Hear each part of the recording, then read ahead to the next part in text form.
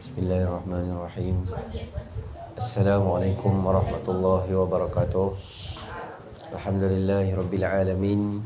Wassalatu wassalamu ala asyrafil anbiya'i wal mursalin wa ala alihi wa sahbihi ajma'in. Subhanaka la ilma lana illa ma 'allamtana innaka antal alimul hakim. Rabbi shrah li sadri wa yassir li amri wahlul 'uqdatam min lisani yafqahu qawli, amma ba'd. Tuan-tuan, puan-puan muslimin rahmati oleh Allah Subhanahu wa taala. Pertamanya kita panjatkan kesyukuran kita kepada Allah Subhanahu wa taala kerana dengan limpah rahmatnya Allah Subhanahu wa taala beri kita keizinan panjangkan usia kita dengan kesihatan, supaya kita dapat sama-sama hadirkan diri kita dalam kuliah maghrib kita pada malam ni. Moga-moga kehadiran kita akan termasuk di dalam sabdaan Nabi sallallahu alaihi wasallam, "Man yuridillahu bihi khairan yufaqihu fid din." Siapa yang Allah Subhanahu wa taala nak dia jadi orang baik, orang bagus, maka Allah Subhanahu wa taala akan bagi dia faham tentang agama Allah Subhanahu wa taala. Baik, tuan-tuan dan puan-puan yang ada kitab, kita pada malam ni insya-Allah kita masuk dalam hadis yang ketiga daripada kitab kita, 40 hadis jalan ke syurga. 40 hadis jalan ke syurga. Yang seterusnya kata pengarang rahimahullahu taala, wa nafa'ana Allahumma bi'ulumihi fid darain amin ya rabbal alamin. Hadis yang ketiga, mati di atas kalimah tauhid. An Mu'azin radhiyallahu anhu qala Rasulullah sallallahu alaihi wasallam, man kana akhiru kalamihi la ilaha illallah dakhala al-jannah. Daripada Mu'az radhiyallahu anhu katanya, sabda Rasulullah sallallahu alaihi wasallam, sesiapa yang berkata di terakhirnya sebelum dia meninggal dunia, yakni kalimah la ilaha illallah, pasti masuk ke dalam syurga. Baik. Hadis ini memberi satu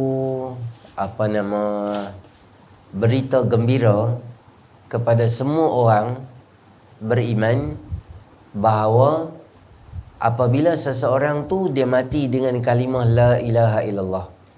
Maksud la ilaha illallah ni adalah tidak ada Tuhan yang berhak disembah melainkan Allah Subhanahu wa taala. Apa maksud tak ada Tuhan ni? Maknanya tidak ada Tuhan yang mempunyai sifat kamalat atau kesempurnaan, yang menghidupkan, yang mematikan, yang beri sihat, yang sembuh, yang bagi kaya, miskin, pandai, tidak pandai, putih, gelap, apa sahaja hal keadaan manusia yang boleh buat itu satu je, nama dia Allah Subhanahu wa taala. Jadi kita nafikan semua benda-benda lain yang orang faham dan orang anggap sebagai itu benda yang berkuasa dan sebagainya. Kita nafi, kita kata la ilaha illallah. Kalimah ni kita panggil dia kalimah tauhid atau kalimah akidah. Sebab tu apabila orang dekat-dekat nak meninggal dunia, kita kalau kita pergi ziarah dia, maka sunat kita ni talqinkan kalimah la ilaha illallah pada dia. Tetapi bukanlah dalam keadaan yang tergesa-gesa atau paksa dia. Dia dalam keadaan ghamaratil maut, maknanya dalam keadaan kecamuk atau dalam keadaan tenggelam timbul, dalam keadaan yang susah. Ketika sakaratul maut tu, dia dalam keadaan dahaga, pelbagai situasi dia tu, kita duduk tepi dia, kita kata kat dia la ilaha illallah, pelan-pelan cakap dengan dia supaya dia dapat dia dapat sebut kalimah tu, la ilaha illallah tu. Kalau kita pergi ziarah orang tu dalam keadaan yang tenat atau dalam keadaan yang doktor kata boleh bawa balik dah, Doktor pun dah kata boleh telefon adik-beradik. Anak-anak ahak belajar dekat UKM, anak-anak ahak belajar dekat luar-luar ni, telefon panggil mai dah. Sebab mak ayah ni nampak macam tak apa nak stabil dah. Ketika kita pergi ziarah orang macam tu, tuan-tuan, apa yang kena buat? Pertama, ulama galakkan kita membaca surah Ar-Ra'du juzuk yang ke-13. Surah Ar-Ra'du ni kita doa pada Allah supaya Allah bagi pengakhiran yang baik. Ya Allah, andai sekiranya hidup tu baik untuk dia, maka panjangkan usia dia. Andai sekiranya kematian tu baik untuk dia, maka kau ambillah dia dengan sempurna. Maknanya tak mau kita tengok dia dalam keadaan susah, dalam keadaan sakit, merana keadaan tu, nampak? Maka Allah mudahkan urusan orang tu. Itu nama dia kita pergi ziarah orang. Dan orang tu apabila dia sakit tu tidak sunat diziarahi oleh beberapa golongan. Orang yang dalam keadaan macam tu, sakit-sakit macam tu beberapa orang ni kalau boleh dia jangan pergi lagi time tu. Pertama adalah golongan yang ada hutang dengan dia. Contoh, dia tu hutang dengan kita 34,000. Dia hutang kita banyak lah. Maka kalau boleh waktu-waktu macam tu kita jangan bagi nampak kelibat kita dengan dia. Sebab takut-takut benda tu akan memberatkan dia lagi. Kalau hutang dia ada, kita boleh selesaikan. Apabila dia meninggal, boleh cakap pada ahli keluarga. Kita pun kena ada bukti lah. Kata dia hutang dengan kita dan sebagainya. Maka kita elok-elok kawan tu duduk macam segak macam tu je. Tambah kita pergi pula, dia ni kata, alamak, dia ni memang minta hutang tenteh ni pula. Elok-elok boleh hidup 2 hari, 2 jam padam. Kata dia ni amai lah. Dia rasa gitu. Yang kedua, kalau boleh elakkan dulu golongan apa dia? Orang yang sangat masyhur dengan jenazah. Contohnya dia tu adalah memang orang kenal lah. Dia geng buat batu nisan, geng buat ni keranda, geng buat korek liang. Yang tu kita boleh, tapi jangan tunjuk muka depan. Tu jangan pergi kat depan tu telefon pula. Boleh dah ni, nampak macam tak lama dah ni. Boleh korek siap dah ni. Apa-apa aku roja balik. Kawan tu jadi tak syok apa orang tu. Kerana kita jangan kita doakan orang yang nak meninggal tu dia mudah lah. Tuan-tuan, nama dia talqin tu kita sendiri sebut. Katalah dia sebut la ilaha illallah, kemudian dia diam. Dia koma ke atau dia tak sebut apa-apa dalam tempoh yang lama, maka kita pakai kalimah terakhir yang dia sebut tu. Okey, Ustaz, adakah ucapkan kalimah la ilaha illallah ni hadis Nabi SAW pernah Nabi sebut perkataan hadis ni? Sahabat tanya, wa in zana, wahai Rasulullah SAW, bolehkah dia masuk syurga kalau dia mengucap la ilaha illallah, wa in zana wa in saraqa? Kalau dia curi pun dia boleh masuk syurga ke? Kalau dia zina pun dia masuk syurga ke? Maka kata Nabi SAW, na'am, wa in zana wa in saraqa. Ya, walaupun dia mencuri, walaupun dia berzina, dia ada ruang untuk masuk dalam syurga Allah Ta'ala. Hadis ini menjadi satu rujukan besar dalam akidah kita ahli sunnah wal jamaah, menunjukkan bahawa ahlul kabair, orang-orang yang terlibat dengan dosa besar dalam hidup dia, tidak terkeluar daripada Islam. Berbeza dengan akidah yang ditunjukkan oleh golongan Mu'tazilah yang menyatakan bahawa orang yang buat dosa besar maka dia termasuk dalam golongan orang yang terkeluar daripada Islam. Kita akidah ahli sunnah wal jamaah tak berpandangan macam tu. Hadis ni lah menunjukkan bahawa syarat dia apa dia? Jangan dia menghalalkan benda yang haram atau menghalalkan benda yang haram atau mengharamkan benda yang halal. Contoh, awak hang tak semayang. Itulah aku rasa ada syaitan atas kepala aku ni. Aku ni malas sebab apa tak tahu. Nanti lepas kahwin lah aku semayang, dia kata. Cakap macam tu, dia berdosa. sebab dia tak semayang, tapi dia tak jadi kafir. Kerana dia tidak meletakkan kesalahan di bahagian syarak. Dia hanya letak kesalahan tu salah dia. Hang besar-besar pergi ambil isteri hang balik kerja kilang sikit, yang pakai selok pendek ni sebab apa? Malu kat orang. Itulah aku cari selok panjang tak jumpa. Rupanya isteri aku tak sidai lagi, basuh adalah washing machine. Tu yang aku pakai tu. Dosa buat aku tu, dosa. Kerana dia buka aurat. Tetapi dia kapiak lah buat aku tu. Tak kapiak. Dia kapiak ni bila dia boleh terkeluar daripada Islam dan dia tak ada ruang untuk masuk syurga tu bila dia ada unsur menghina Islam. Contoh, hang tak semayang ke? Mayang buat apa?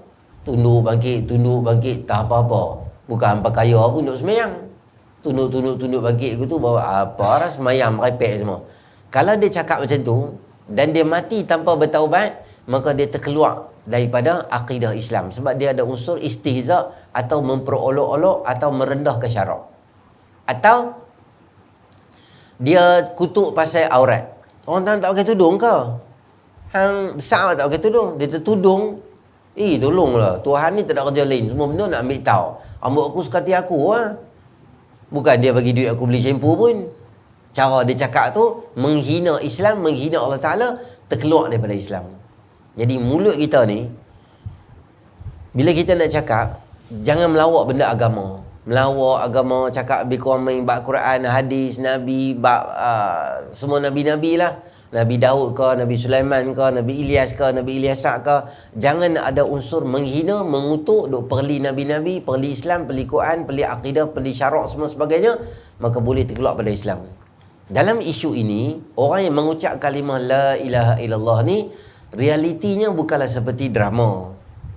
Drama memanglah Piramli pun aku mati dalam iman. Padahal dia dengan tim dia 40 orang mencuri. Itu tempat bertakwa pula. Kehidupan di dunia ni dia taklah serealiti macam tu. Orang yang baik dalam hidup dia, maka dia mudah untuk mati dalam keadaan yang baik. Tapi kalau dalam kehidupan dia tu penuh dengan bergelumang dosa, kebiasaannya dia rasa payah nak susah. Sama macam orang bagi contoh lori lah. Lori 2 tan, 3 tan. Bawa dalam lori tu bawa kicap, bawa barang-barang runcit nak pergi hantar di kedai. Ataupun lori JNT ke, Shopee ke. Bila dia accident lori tu pecah, maknanya apa konten yang ada di dalam lori tu, benda tu lah akan keluar. Kalau dalam lori tu barang-barang Shopee lah akan terabak tengah jalan. Kalau dalam lori tu ada kopi 3 in 1 yang dia nak pergi hantar di kedai-kedai runcit, kopi 3 in 1 lah akan keluar. Jarang kalau kita loading kopi 3 in 1 tapi yang keluar tu kicap. Jarang sebab benda tu dia tak sama. Macam tu juga hati kita. Kalau di dalam hati kita, kebiasaannya dalam hati kita ni penuh dengan apa? Penuh dengan cinta Allah, penuh dengan cinta Rasulullah. Agak-agak mulut kita ni melatah pun keluar benda baik-baik ya. Melatah pun Allahu Akbar, melatah pun Subhanallah. Tak ada. Ada orang budaya dia mencarut. Ambil cucuk pinggang dia sikit, dia punya mencarut ni daripada A sampai Z. Carut ni atas bawah, depan belakang, dalam kain, tepi kain, semua macam-macam dia keluar daripada mulut dia. Ya Allah, andai sekiranya itu akhir hujung usia dia, kita takut. Jadi biasakanlah benda yang baik. Kita nak mengakhiri hidup kita dengan baik ni, kita macam ni. Kita tak payah takut dengan kematian. Kerana kematian akan datang pada semua manusia. Yang kita kena takut, cara kita nak mati. Dan cara kita nak mati, biasanya akan merujuk kepada cara kita hidup. Kalau dalam kehidupan kita ni bergelumang dengan dosa dan kemaksiatan, kebiasaan begitulah akhirnya. Tapi dalam dunia ni, buat baik, banyak tolong, buat ihsan, buat orang baik dan sebagainya, maka kebiasaannya husnul khatimah tu dia macam tu. Tuan-tuan pernah dengar Imam Hatim Ar-Razi?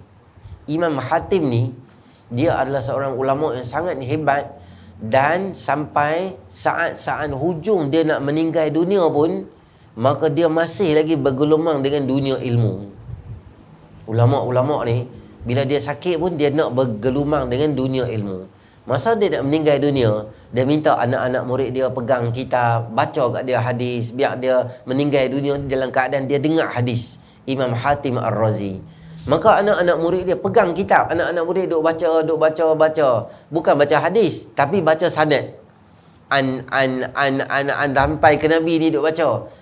Dalam bacaan anak murid dia tu ada kesalahan. Anak dia ni baca ada salah nama. Dia kata tak, bukan nama ni, sebenarnya nama dia sejenis. Dalam sanad ni bukan nama ni. Dalam sakit-sakit tu dia punya ingatan dia tu tentang sanad tu sangat kuat. Sehingga kebanyakan anak-anak murid ni baca. Maka dia kata, "Mai aku baca." Dia baca daripada ingatan dia sehingga dia baca hadis. Hadis ni, man kana akhiru kalamihi la ilaha illallah. Dia meninggal dunia tepat-tepat masa sebut perkataan la ilaha illallah tadi tu. Dia baca hadis tu, dia berbetul balik yang anak murid dia baca. Hak dia baca tu, dia sebut man kana akhiru kalamihi la ilaha illallah, terus dia meninggal dunia. Maka anak-anak murid dia yang ada di keliling dia sambung hadis tu kat dia, mereka kata dakhalal jannah, masuk dalam syurga. Menunjukkan bahawa seolah-olah memang Allah beri pada dia keistimewaan. Jadi banyak kita tengok kadang-kadang, baru ni pun di mana kita tengok video baru ni, hak meninggal dunia masa sembahyang subuh di Indonesia kan, Kalimantan ke mana, Jakarta ke, dia meninggal dunia. Tengok meninggal dunia dalam sembahyang tu hebat dah, bukan kata dalam sujud, dalam sembahyang. Yang kedua, dia meninggal dalam sujud, maknanya lokasi manusia paling dekat dia dengan Allah. Dalam masjid, dalam keadaan berwuduk. Kita nak senarai dia punya kematian tu, memang tak tahulah apa benda baik dia buat. Beberapa tahun yang lepas, ada orang meninggal, jemaah di Masjid At-Taqwa di Bertam Indah tu, meninggal tengah sembahyang tarawih di bulan puasa. Tengah dia sembahyang, dia long lie jatuh. Tapi jenis-jenis ni kebiasaannya, tuan-tuan, hak biasa ni, memang bila kita tanya ni, oh dia ni memang melazimi solat berjemaah, dia memang jenis adalah benda baik yang dia, Allah, hujung baik ni dia mesti starting dia baik. Di Johor ada kawan-kawan ustaz cerita, masa tu dia sedang tazkirah Jumaat, sebelum Jumaat. Jadi masjid di Johor tu macam kita lah, cermin kaca, tapi cermin dia jenis clear. Jadi dia duk tazkirah Jumaat tu, dia nampak orang kilang masuk apa semua kan, kerja. Satu lelaki ni dia masuk, tapi tak masuk masjid, kat luar. Dia pergi ambil wuduk. Dia habis ambil wuduk apa semua, dia mai dekat pintu tu. Dia berdiri dekat pintu tu, dia letak tangan dia kat pintu. Dia tengok ustaz tu duk tazkirah. Dia macam tengok ustaz tu tazkirah Jumaat. Ustaz tu pun duk macam serba salah, sebab apa ni duk tengok aku ni? Sebab apa dia duk tengok aku? Dalam keadaan dia duk fokus tengok ustaz tu, dia rebah dan jatuh di belakang tu. Jadi orang semua pakat pergi dekat dia, bubur percik ayak semua apa semua, macam dia terjatuh tu pening dia tahu. Lepas tu dia kata, okey ke? Kuliah berhenti lah Ustaz, tanya kat dia.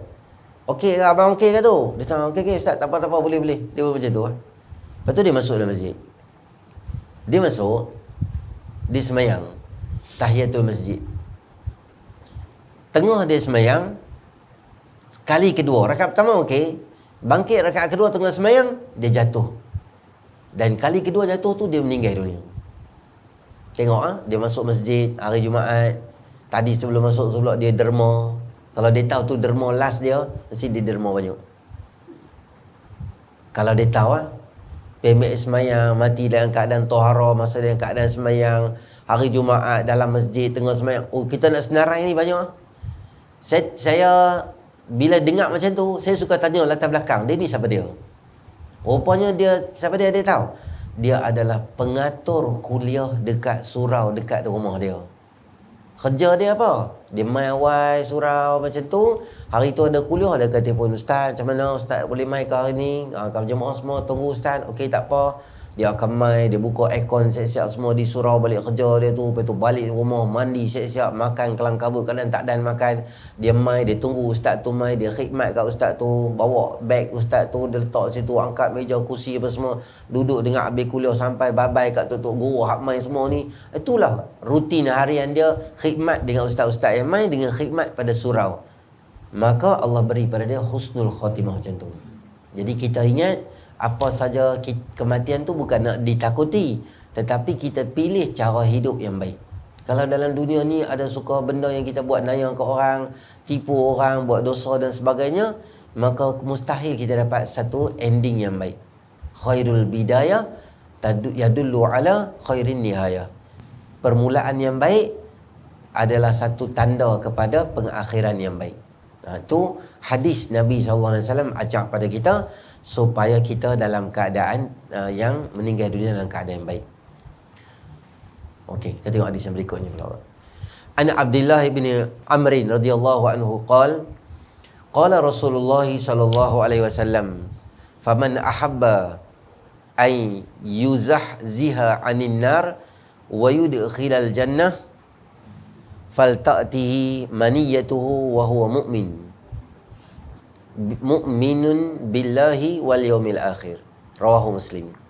Daripada Abdullah bin Amr radhiyallahu anhu katanya, sabda Nabi SAW, siapa yang ingin selamat dari api neraka dan masuk ke dalam syurga, hendaklah pastikan saat kematiannya dia benar-benar beriman pada Allah Subhanahu Wa Taala dan pada hari kiamat.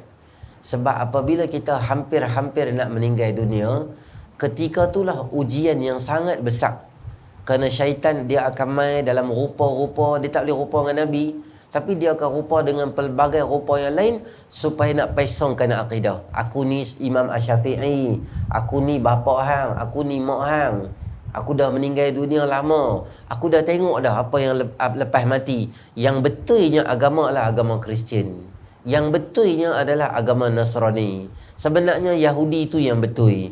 Dia akan pesongkan akidah. Sebab tu bila kita mengaji akidah kita, Ahli Sunnah wal Jamaah, kita tahu sifat Allah Subhanahu Wa Taala. Kita tahu apa. Kalau siapa saja mai bagi satu benda yang boleh goyangkan kita, maka orang tu dia takkan jadi macam tu. Maka ketika hujung-hujung macam kita main bola lah, masa tambahan 5 minit diberikan lagi. Satu tim 7 minit kata, ataupun ada lagi 7 minit nak habis, 5 minit 3 minit lagi. Waktu tu maknanya apa? Semua player akan main dalam keadaan bersungguh-sungguh. Sebab masa tak banyak lah. Manalah tahu rezeki time tu boleh skor sebiji ke, maka boleh confirm dah menang. Maka semua fokus, gunakan tenaga yang maksimum boleh guna. Demikian syaitan. Apabila orang tu dia nak habis dah nyawa dia, maknanya sepanjang hidup kawan tu dia duduk ranjau dia tu dah, maka dia boleh juga tipu dalam keadaan-keadaan last minute ni. Dia akan guna kesempatan yang banyak. Okey, kita tengok keterangan. Hidup di dunia hanyalah sementara. Apabila ajal tiba, kita akan dijemput ke alam yang lain pula, iaitu alam barzakh. Kita tidak tahu bila kita akan temui ajal dan di mana tempat kita akan menghembuskan nafas kita.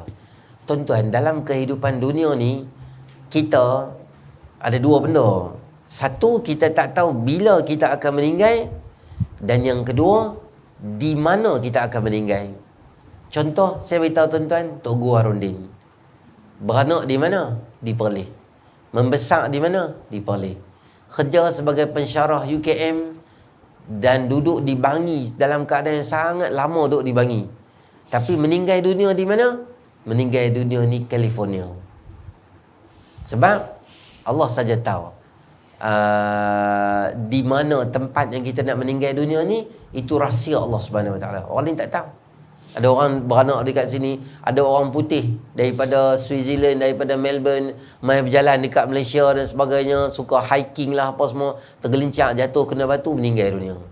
Jadi kita tak tahu di mana nak meninggal, di mana nak hidup ni kita tak tahu. Dia sebenarnya benda tu ada antara 5 benda yang Allah saja tahu. Ni kira macam teka-teki lah. Apa benda? 5 benda Allah saja tahu. Yang pertama, bila akan berlaku kiamat. Tarikh yang tepat, hari kita tahu, tanda besar, tanda kecil kita tahu. Tarikh yang sebenar yang nak berlaku kiamat tu hanya Allah Subhanahu Wa Taala sahaja tahu, manusia lain tak tahu. Yang kedua, Allah saja tahu apa dia? Bila nak turun hujan. Secara tepat, kebiasaannya gelap boleh jadi hujan, boleh jadi mendung tidak hujan, boleh jadi hujan tanpa mendung, tiba-tiba cerah, tiba-tiba turun hujan, boleh jadi ke? Bayan baru hujan, Sungai Nibong tak hujan. Kita di sini hujan lebat, pakai baju raincoat apa semua, berhenti di traffic light kat masjid Sungai Nibong, kita seorang macam gila pakai baju hujan. Orang semua tengok dia ni main mana ni, pelik sangat ni, tengah-tengah hari pakai baju hujan. Kita kena abang orang dah. Tadi bayan baru hujan. Dia tu pula tengok, tadi bayan baru hujan, nak kena abang semua orang. Sebab tuan-tuan pernah tak makan di kedai? Kita duduk di kedai ni tak hujan. Kedai belah sana jalan tu macam separuh jalan betul-betul border, tang tu hujan, tang ni tak hujan. Siapa yang tahu hujan tak hujan? Allah Subhanahu Wa Taala. Ada yang panggil bomo pandai terang mana pun, TV3, TV9, TV Hijrah, dia ada ramalan kaji cuaca. Ya, ramalan sahaja, bukan tepat. Mengikut keperkiraan kami, dengan cuaca macam ni, dengan kelajuan angin macam ni, biasanya boleh jadi hujan. Dia abang anggaran, atau nama dia adalah ramalan. Katalah tak hujan, boleh tak kita pergi cekak baju kawan hak baca berita tu? Aku nak pergi berjalan, hang abang hujan, aku tak hujan, aku tak pergi mana, kita pergi cekak baju, kita marah dia. Kawan TV3 dia baling kepala kita dengan kamera. Aku mana tahu, meteorologi yang buat kelak, kami tolong baca ya. Dia pergi pejabat meteorologi cekak baju pengarah. Pengarah dia rendam dalam kopi kepala kita. Sebab apa? Sebab mana aku tahu, kami pun buat ramalan je, bukan kami kata tepat. Hujan pun tak boleh marah, tak hujan pun tak boleh marah. Tu semua ramalan. Tu nombor 2. Nombor 3, Allah saja tahu apa dia. Allah saja tahu nama dia. Apa yang ada di dalam perut seorang perempuan yang mengandung. Sama ada baby tu adalah baby yang sempurna sifat, atau baby yang kurang sempurna sifat. Jantina baby, berapa ramai yang scan laki, scan laki. Belilah segala baju biru, boy apa semua siap dah. Terbit mai ya perempuan keluar. Allah, pernah tak? Pernah tak berlaku juga scan baby boy, baby girl, belilah semua barang-barang pink lah, semua hak jenis macam menuju ke arah girl ni lah. Tata terbit mai boy. Ada juga. Orang tanya Syekh Atiyah, wahai Syekh Atiyah Saqar, kami nak tanya, kata Allah je tahu. Sebenarnya bukan Allah je tahu. Kami doktor-doktor pun boleh tahu tak? Kami scan, kami boleh tahu jantina lelaki ke perempuan. Kata Syekh Atiyah, Allah ni dia bukan tahu sekadar jantina, bahkan dia tahu asyaqiyun am sa'idun. Sama ada budak ni beranak, dia akan hidup sebagai manusia yang mulia atau manusia yang celaka, mati dalam keadaan baik atau tidak, semuanya diketahui Allah. Doktor tak tahu. Doktor tak tahu anak kita yuasa dapat berapa, dia tak tahu. Doktor tak tahu SPM berapa. Scan, doktor kata, tanyalah, insya-Allah lah, kalau tak ada apa, bulan 6 nanti dapatlah baby boy. Oh, makasih doktor. Doktor boleh scan tak nanti? Nanti keputusan SPM dia dapat berapa? Doktor kata, cik tidak. Saya scan kepala cik. Saya rasa cik tak apa betul lah ni. Cik minum ketum ke apa? Doktor mana tahu. Doktor kata, kalau anak tu rajin pergi sekolah, rajin buat kerja sekolah, buat study group yang tu yang ni, adalah harapan. Kalau anak ni malas macam cik, kerja duk main telefon yang memanjang, jadi anak jadi tak apa cerdik macam cik jugalah. Terus dia ambil belah terus, tak kawan doktor tu. Dan nombor 4 apa dia? Kita tak tahu di bumi mana yang orang tu akan meninggal dunia. Lahirlah hang di mana pun, pergi jalanlah di mana pun, tak tahu nak meninggal di darat, di tanah, di udara atau di air. Siapa pun tak tahu. Berapa ramai manusia yang hidup di zaman tu tsunami, tak pernah jangka di otak yang dia akan meninggal, walaupun dia tak mandi laut, tapi ayat laut mencari dia kat rumah. Ribuan orang, ratusan orang di Aceh meninggal disebabkan tsunami. Dia pun tak ada satu expectation dalam kepala dia. Dan terakhir, yang orang tak tahu apa dia, apa akan berlaku esok. Esok ni, dan saat-saat yang akan datang ni, siapa tak tahu apa akan jadi. Dan untuk pengetahuan tuan-tuan, kelima-lima itu sebenarnya ada di dalam Al-Quran. Di mana? Adalah ayat terakhir daripada surah Luqman. A'udzubillahi minasyaitonirrajim. Innallaha 'indahu 'ilmus sa'ati wa yunazzilul ghaith wa ya'lamu ma fil arham wa ma tadri nafsum madza taksibu ghadan wa ma tadri nafsum bi ayyi ardin tamut. 5 benda Allah saja tahu, orang lain tak tahu. Maka pengarang kata kat kita, kita tak tahu bila dan temui ajal dan di mana tempat untuk kita menghembuskan nafas terakhir. Dan bagaimana keadaan kita di saat itu? Apakah dalam beribadat pada Allah Ta'ala, maka mati kita pun dalam husnul khatimah, alhamdulillah, ataupun dalam melakukan maksiat, mati di dalam su'ul khatimah, na'udzubillah. Nabi SAW meninggal masa tengah buat apa?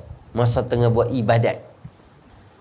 Saya tanya geng muslimat dan geng muslimin dan semua jemaah, apa ibadat yang Nabi buat masa Nabi masa nak meninggal lagi beberapa saat? Siapa betul? Jawab dia, penginapan 3 hari 2 malam di rumah sendiri. Tahu tak? Tak tahu lah Ustaz. Kami main kuliah Ustaz, jangan tanya-tanya apa. Jawapan dia, Nabi SAW meninggal ketika buat ibadat namanya bersugi. Nabi meninggal SAW di rumah Aisyah radhiyallahu taala anha. Ketika tu Nabi sandak dekat badan lah, di antara dagu dan dada. Maknanya Nabi sandak dekat sini, kepala Nabi. Masa tu Nabi macam dah lemah sangat dah. Masuknya Sayyidina Abdul Rahman bin Abu Bakar, adik-beradik dengan Sayyidatina Aisyah juga. Bila masuk, Nabi ni nampak macam ada kayu sugi dekat tangan Abdul Rahman. Nabi macam bagi signal macam nak benda tu. Aisyah ambil, Aisyah lembutkan dengan gigi Aisyah ni dan dia bagi. Dia pegang, Nabi SAW pegang. Kemudian Nabi siwak. Aku tengok Nabi miswakkan gigi aku. Kita kata level bertuahnya Aisyah ni, kira ayat liuk Aisyah bercampur dengan ayat liuk Nabi SAW. Punyalah hebat Allah bagi kat dia keistimewaan tu. Campur, dia sedang bersugi. Dalam keadaan bersugi, Nabi SAW tunjukkan isyarat tangan, tunjuk tangan macam tu. Kemudian Nabi kata, ila rafiqil a'la, aku berpindah pada Tuhan yang agung. Nabi sebut 3 kali ila rafiqil a'la. Nabi lepas kayu siwak dan jatuh, meninggal lah. Ketika tu Nabi SAW sedang bersiwak. Nabi tak kata pun la ilaha illallah Ustaz.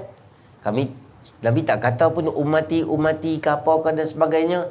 Nabi tak kata la ilaha illallah. Maksud di sini bukan mesti mengucap itu dengan kata la ilaha illallah. Mati itu dalam keadaan macam mana yang kita meninggal dunia. Tuan-tuan, ada orang meninggal dunia dalam tandas. Boleh tak kita kata dia su'ul khatimah? Tak boleh, sebab dia masuk tandas dengan sunnah Nabi SAW. Masuk kaki kiri, baca doa. Ya, dia duduk dalam tandas, tapi itu bukan su'ul khatimah. Itu meninggal dalam keadaan baik, sebab dia masuk tandas dalam apa yang diajar oleh Nabi SAW. Ada orang meninggal dunia dalam masjid, dalam surau, tapi kita kata su'ul khatimah. Sebab apa? Sebab dia bukan main semayang, dia main curi duit tabung. Dia meninggal dunia malam ketika dia tengah curi tabung masjid, dia meninggal dunia. Maknanya dia meninggal di masjid, tapi bukan dia meninggal kerana ibadat. Dia buat dosa-dosa pada Allah SWT. Sebab tu kita jangan, ada orang kata kalau meninggal dunia, aksiden, pecah kepala dan sebagainya, itu kira su'ul khatimah. Tak kena cakap tu. Kalau dia pergi kerja dengan niat untuk cari rezeki yang halal untuk keluarga dia, maka dia sedang berada dalam keadaan kebaikan dan ibadah. Walaupun bukan ibadah umum, bukan ibadah khusus, tapi ibadah umum, tapi tetap dia berada dalam kebajikan dan kebaikan. Kalau orang pergi kerja boleh claim sok-sok meninggal masa kerja, itu baru peraturan dunia. betapa ihsannya Allah Subhanahu Wa Taala. Hang keluar pada rumah hang untuk niat untuk cari rezeki, Allah kira kebaikan juga sebarang kesusahan tu.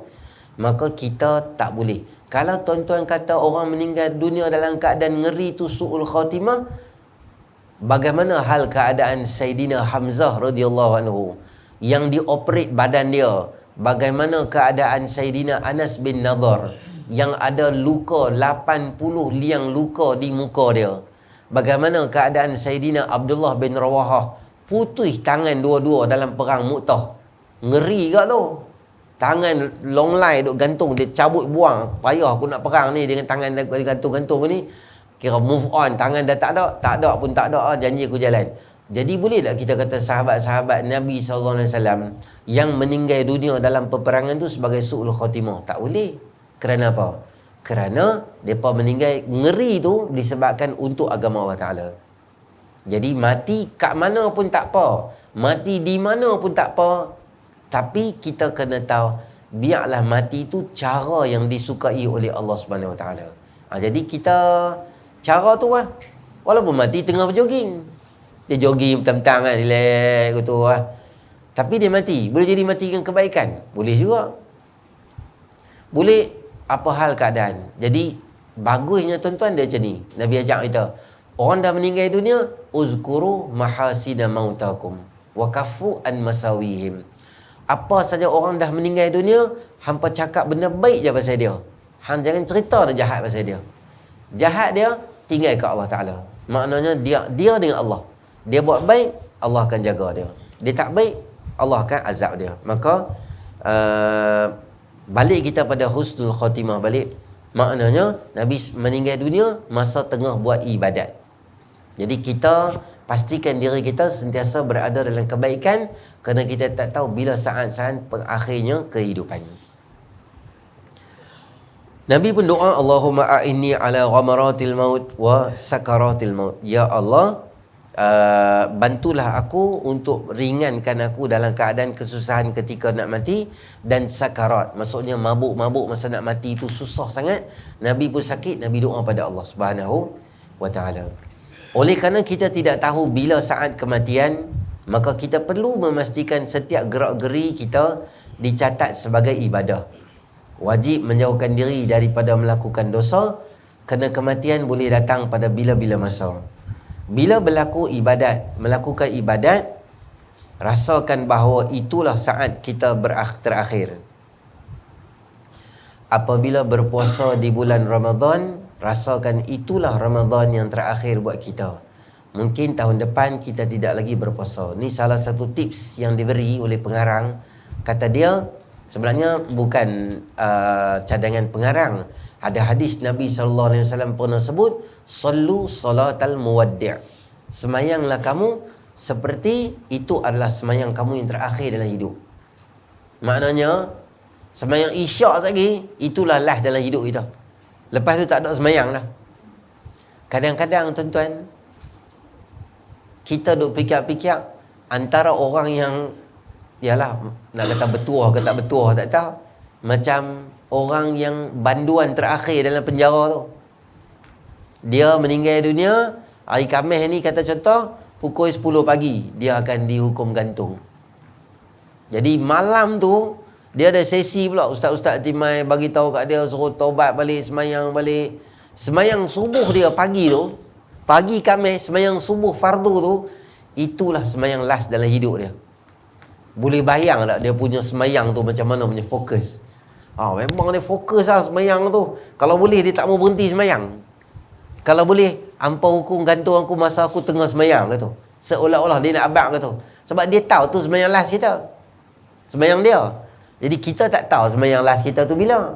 Maka kata Nabi SAW, hampa semayang macam semua semayang hampa tu masa last. Maksudnya hargai setiap semayang yang ada. Ibadat lain sama juga macam Ramadan. Ramadan tahun lepas kita buat sungguh-sungguh, sebab kita tak tahu Ramadan yang nak mai dalam sebulan 2 lagi, kita tak tahu sempat ke tak. Kalau sempat, tiap-tiap hari Ramadan tu kita puasa. Inilah Ramadan aku yang last, inilah Ramadan aku yang last. Kena niat di hati kita macam tu, baru kita ibadat dalam keadaan yang sempurna. Kita juga mesti rajin beristighfar dan selawat ke atas Nabi SAW dan berzikir pada Allah. Antara zikir yang perlu kita perbanyakkan adalah menyebut kalimah tauhid sekurang-kurang 200 kali sehari. Kalimah tauhid tu apa? La ilaha illallah lah. Kalau boleh, ada tasbih ke, digital ke, tasbih biasa ke. Saya tengok dalam telefon pun ada app tasbih. Dia ada app tasbih. Dia tekan subhanallah sekali dia naik 1, subhanallah 2, subhanallah boleh apa? Boleh jadi tasbih. Semua benda boleh buat Mau tak mau tu ya. Berapa kali? 100 kali ke, 200 kali ke. Carilah ruang yang banyak boleh sebut la ilaha illallah. Kata Nabi SAW, jaddidu imanakum. Kaifa nujaddidu imanana ya Rasulullah SAW bi akthari qawli la ilaha illallah. Hampa tolong renew iman hampa. Macam mana nak renew iman kami? Dengan memperbanyakkan sebut kalimah tauhid la ilaha illallah. Itu ajaran yang diajak. Jadi kita gunalah untuk selawat, untuk buat-buat benda yang baik gitu. Kalimah tauhid iaitu la ilaha illallah. Mudah-mudahan dengan membiasakan diri menyebut kalimah tauhid itu, Allah Subhanahu wa taala akan membantu kita di saat sakaratul maut, dan Allah menjadikan kalimah itu sebagai kalam terakhir kita ketika mengembuskan nafas yang terakhir.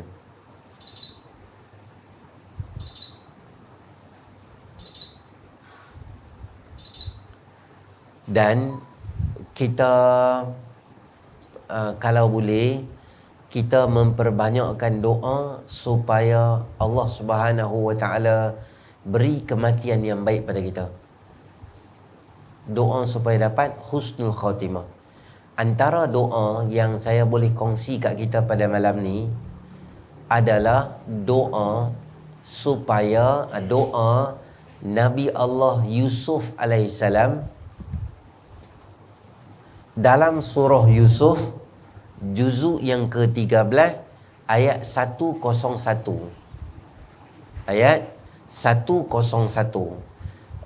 Ayat dia adalah, ayat dia panjang, cuma di hujung tu kita ambil. Rabbi qad ataitani minal mulki wa 'allamtani min ta'wilil ahadith. Fatiras samawati wal ard anta waliyyi fid dunya wal akhirah. Hujung ayat dia. Tawaffani musliman wa alhiqni bis salihin. Matikanlah aku dalam keadaan aku ni muslim. Tawaffani muslima. Matikan aku dalam keadaan aku ni Islam. Ayat 101 Surah Yusuf juzuk 13. Ambil ayat ujung je, tak apa dah. Saya baca, kita baca sama-sama, boleh? Tawaffani muslima wa alhiqni bis salihin. Maksudnya, ya Allah, maksudnya wafatkan aku, meninggalkan aku dalam keadaan aku ni orang Islam, dan biarlah aku ni bangkit esok pun bersama dengan orang Islam juga, orang beriman pada Allah Subhanahu Wa Taala. Sebab hati manusia ni dia boleh berbolak-balik. Nabi ajak pelbagai doa pada kita supaya kita jangan cari agama selain pada Islam lah. Khatib setiap kali Jumaat akan doa, akan baca ayat pada kita. Ya ayyuhallazina amanu taqullaha haqqa tuqatih wa la tamutunna illa wa antum muslimun. Perkataan tamutunna di belakang tu ada nun tu, boleh je kalau ayat tu datang dalam bentuk wala tamutu, jangan hampa semua mati, boleh juga. Bila ada tunna di belakang tu maknanya apa? Satu penegasan daripada Allah. Hampa pastikan hampa jangan meninggal dalam keadaan hampa belum lagi Islam. Maknanya bila-bila kematian boleh berlaku, pastikan hampa mati dalam keadaan yang baik. Dan Allah Subhanahu wa taala yang tahu ni. Situ orang nak jalan. Mari depan sikit. Tang ni boleh? Tang ni. Sini boleh? Kan tu boleh. Situ orang nak masuk. Dah Allah sebut wa man yabtaghi ghairal islami dinan falan yuqbala minhu wa huwa fil akhirati minal khasirin. Siapa yang cari agama selain daripada Islam, maka Allah tak akan terima pada dia dan dia akan jadi orang yang rugi. Jadi tuan-tuan muslimin rahmati oleh Allah, maka kita amalkan doa tu. Saya doakan semua yang hadir dan menonton live kita nanti, menonton rakaman kita nanti, semua mati dalam keadaan husnul khatimah, mati dalam keadaan yang baik. Ada satu lagi doa yang diajak oleh Nabi SAW. Doa tu boleh kita baca dalam Hayatus Sahabah, ada doa ni. Saya baca, kita ikutlah, tapi macam doa makan juga lebih kurang. Allahumma barik li fil maut wa fima ba'dal maut. Allahumma barik li fil maut wa fima ba'dal maut. Maknanya tak payah ikut. Maknanya, ya Allah, berilah keberkatan pada aku dalam kematian aku ni, dan keberkatan pada aku selepas daripada mati aku, masa lepas aku bangkit nanti ni. Allahumma barik lana. Allahumma barik lana fima razaqtana. Tu cakotiau. Duk nampak dah, lepas isyak lagi pakat lupa dah. Lepas tu tanya kawan-kawan, tadi ustaz ajak doa apa tak tahu? Tak ingat. Allahumma barik lana, lain-lain pergi kena Sulaiman gitu. Makan si kandak. Allahumma barik lana fil maut wa fima ba'dal maut. Bacalah sebanyaknya sebelum tidur, lepas sembahyang doa, supaya Allah Subhanahu Wa Taala beri husnul khatimah pada kita. Jadi buku yang tuan-tuan pegang kat tangan tu buku wakaf. Jadi tuan-tuan bawa lah selalu, supaya orang yang wakaf tu dia boleh dapat pahala. Kalau tuan-tuan tinggal di rumah, kawan yang wakaf tu dia balik awal ya. Jadi bagi dia dapat pahala juga, supaya maknanya kita main lah tiap-tiap kali ada kuliah. Tiap kuliah kita main. Jadi bawa buku. Jadi kita pun boleh dapat ganjaran dan pahala juga. Okey, nanti kita akan jumpa wuduk dan baca doa selepas daripada wuduk. A'udzubillahi minasyaitonir rajim. Bismillahirrahmanirrahim. Alhamdulillahirabbil alamin. Wassalatu wassalamu ala asyrafil anbiya'i wal mursalin wa ala sahbihi ajma'in. Allahumma anfa'na bima 'allamtana wa 'allimna ma yanfa'una wa zidna ilma. Rabbana atina fid dunya hasanah fil akhirati hasanah wa qina adzabannar. Wa sallallahu ala sayyidina Muhammadin nabiyil ummi wa ala alihi washabihi ajma'in. Alhamdulillahirabbil alamin.